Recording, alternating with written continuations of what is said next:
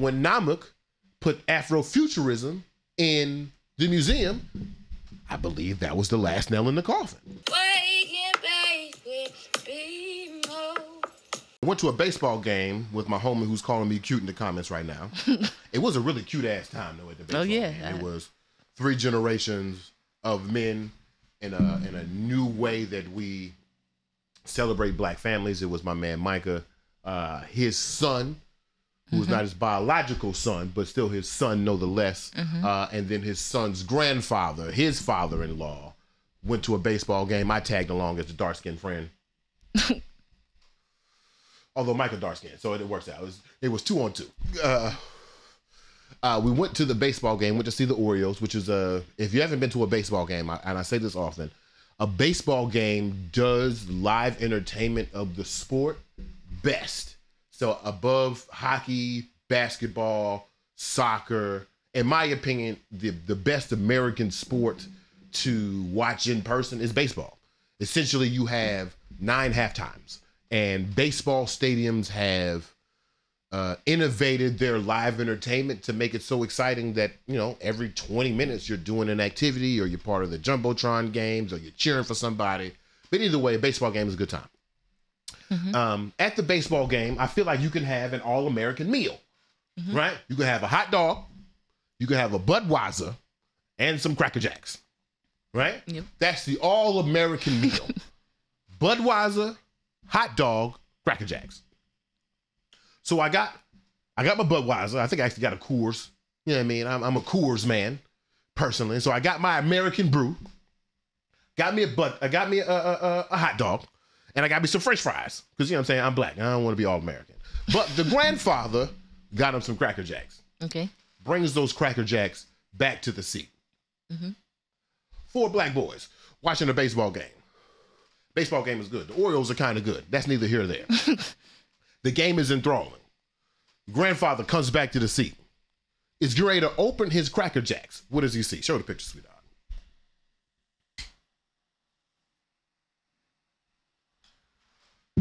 A pack of Cracker Jills. And she black. And Jill is black. Grandfather looks at me, hands me the bag, smirks as if I'm about to make a comment, and I'm like, that's interesting. Passes over to the young child. He looks at it like, what's a Cracker Jill? Don't even know what the difference is. Passes over to Micah. Micah look at the bag like, interesting. Yeah. We don't say a word. I don't even think the grandfather opened the bag of Cracker Jills. I think he took them home with him. Yeah. But I saw this iconography, and it continued a thought that I was having, which is that the future is dead. We recently saw that the National Museum of African American History and Culture included a new exhibit on Afro-Futurism.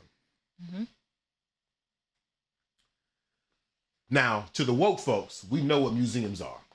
And I don't say woke in the sense of like I'm trying to incite you. We know that museums are archives of history. Right. It's very rare that I walk into a museum and I saw something that happened tomorrow. Yeah, right. A museum is a collection of history. And if we look at the nefarious parts of museums, they are collecting invaluable pieces for the hordes of themselves and not for the benefit of the person whose actual art it is. Meaning, a collector could have bought an Afro-Futurism piece from an Afro-Futurist for $300, put it into a museum. That museum will hold it, build its worth, and by the time the collector receives the piece back, whether it's generationally, non-generationally, weeks, months, years later, the price of that piece will have skyrocketed.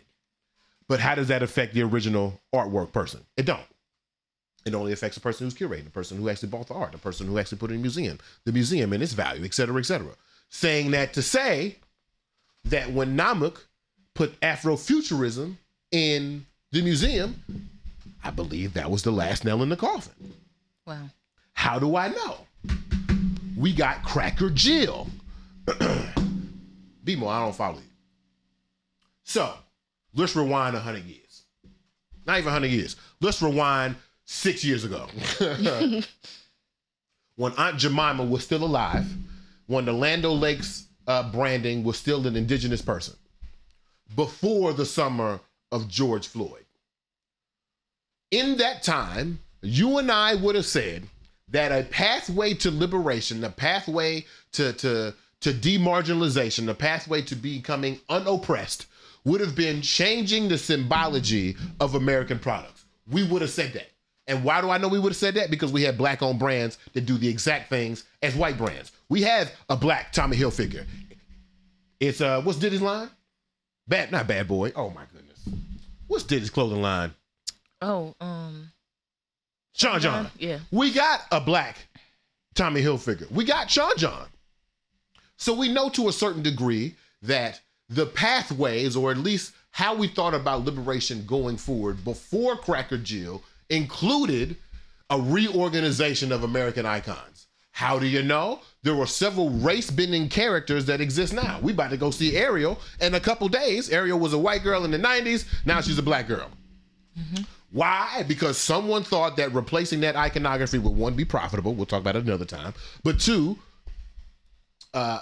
would be able to expand the ability for Americans to be diverse, equitable, and inclusionary. Gotta light my blunt, sorry. So how does Cracker Jill represent the death of the future? Because we have Cracker Jill. When I saw this packaging, I was like, oh shit, that's the answer, right? That's the answer of the thing that we were trying to solve from, I'll say, 1982 until 2019. We were trying to solve how do we get more black people into public imagery. But yet here I am at this baseball game with Cracker Jill in my hand, and I feel no more liberated. Why? Wow. I believe that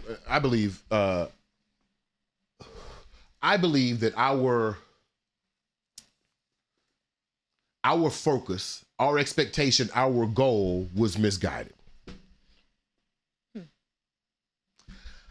When you're in negotiations for a new contract, oh Lord, and I had the PTSD right now. But when you're in negotiations for a new contract and you're talking to the person who got the money and you say to that person, hey, my rate is $85 an hour.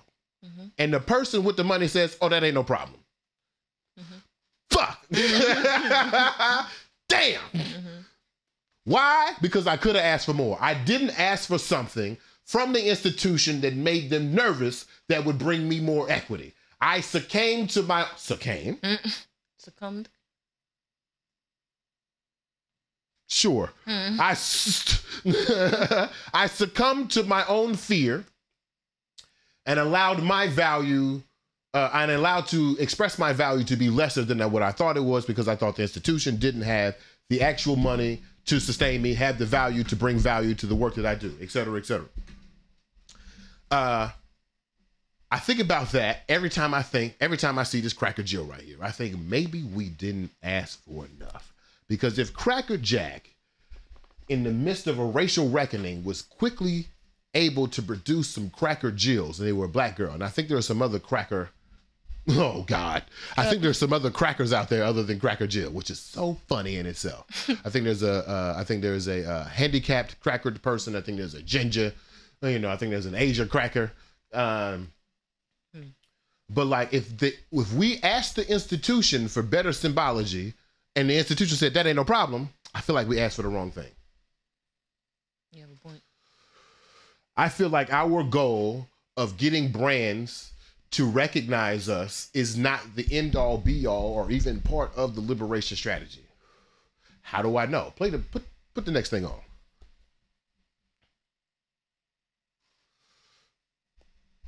It's my person, Big Dick Deal. Oh.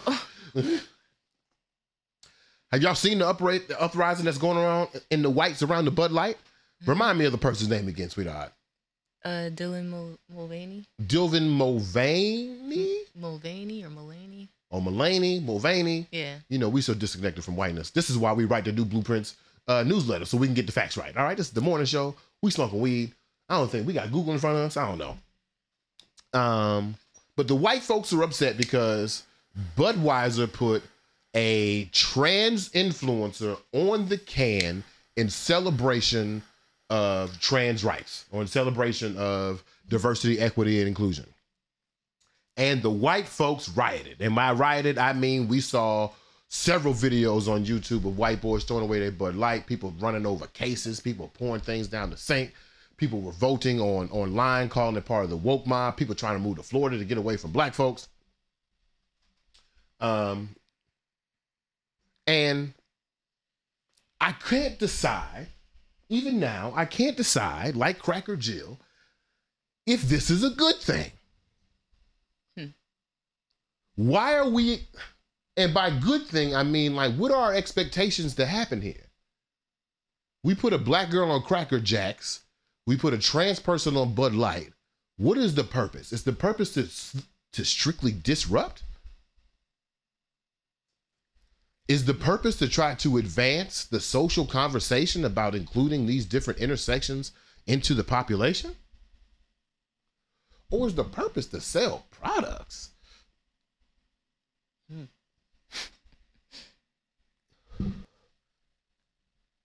What are we supposed to do? Right? I'm actually really sad about the loss of Aunt Jemima. Right. I remember we were in the grocery store and I was looking for butter. This is a long time ago, so we ain't been in the grocery store in a minute. Yeah. But I was in the grocery store looking for butter and I was looking for my indigenous person to tell me which butter it was. And they took them off. Mm-hmm. And I got sad because I was like, I think this might have been the only semi-positive image of an indigenous person that exists in pop culture iconography that I can think of. Right. Yeah, I think the future is dead. I think when they arrested Ryan Coogler outside of the Bank of America, had him feeling threatened for his life. I think after we saw the first Black Panther, and then George Floyd died after that, I think our interest in what happens after the Great Liberation is dead. I think that we are truly interested in what happens next. And the sad thing is, Afro-Futurism has been commercialized to a point that now is dead in our face. We have Afro-Future. Cracker Jill is Afro-Futurism. And that's sad. Wow. Right? I know an artist, my man Maurice, who does Afro-Futurism work that mixes branding with classic black iconography. So you'll see a Star Wars poster with Grace Jones on it. Mm-hmm. Now we have a Cracker Jack bag, which is American iconography, and a black girl, which is black iconography, creating this Afro-futuristic image at a baseball game that I'm pretty sure, at a baseball game in a city that is very, very segregated. There are two different Baltimores. The best part of waking up is BeMo and love.